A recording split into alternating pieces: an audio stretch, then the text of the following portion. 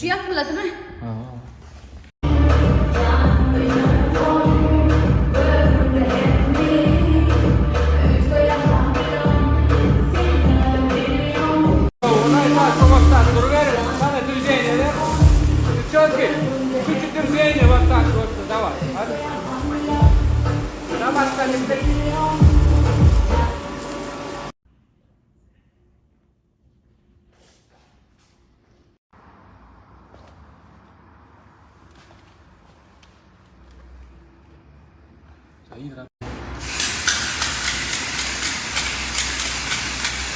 Vale, está.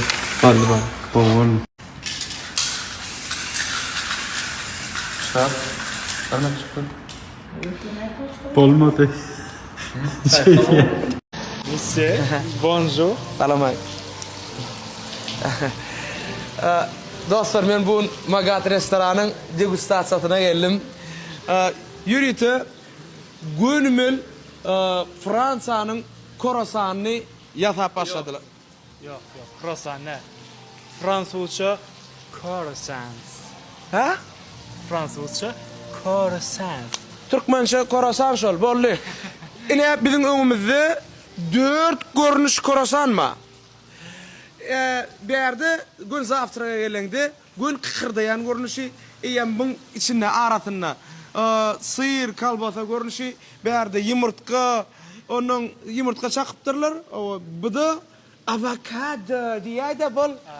Bu avokado. Vallahi doğru ya. Abi ne Türkmen çayları, Türk çayları ne görüp dursunuz, yönü hadir innumuni. Yarım geliyor, yarım geliyor. Bir de sen ben yarım veriyor. Uy, sınıfına sulaydım bana. Canım geliyor, balım geliyor. Ay vallahi öyle.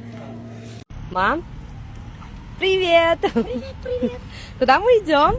У нас сегодня концерт. А, концерт. Иди, сына. Ana. Olmadı. Alay mı? Kenara kalk. Ana, тоже концерт. Salam. Привет. Ne mi yapıyorsun? Konser şun. Kalk. Ha şeyle mi? Oo, kovmadın mı? Oo. Boş olur. Ne öldün mü? O gelirler konser dinlemeye. Hadi gelecek o var ya o. Yüreğimi ağrıp var ya kanser olacak. Gel. Kim öyle mi kanser? Yok mu? Opşi konser. Şun abi. Selamünaleyküm ehvan, dostum. Yetip gelen kurbanlıklarınız kavul olsun, kutlu olsun. Ne kançı kutlu? Kurban bayramınız kutlu olsun dostlar, canınız sağ olsun. Köyüne parnik tabi. Ediyen dile dualarınız Allah'ın Sen yazacak böyle hatta şu an. Kutlu me kançı. Kutlu olsun. Şu an ten adaptör diştiriyor. Oğlanlar, kıyırlar, davon çıkama yetip gelen kurbanlıklarınız kavul olsun, kutlu olsun. Ne kançı kutlu? Kutlu olsun. Ne deyip kaldıran sen de, sen ne yapıyorsun şu an? Bol. Canınız sağ olsun, işleriniz uğurlu olsun. Bakın canım teadır, karışmış sana yetip kaldı. Değerlerini bilmeli, deli gibi yürekten sevmeli, uğruna dünyaları vermeli, incitmemeli, sevenleri, değerlerini bilmeli.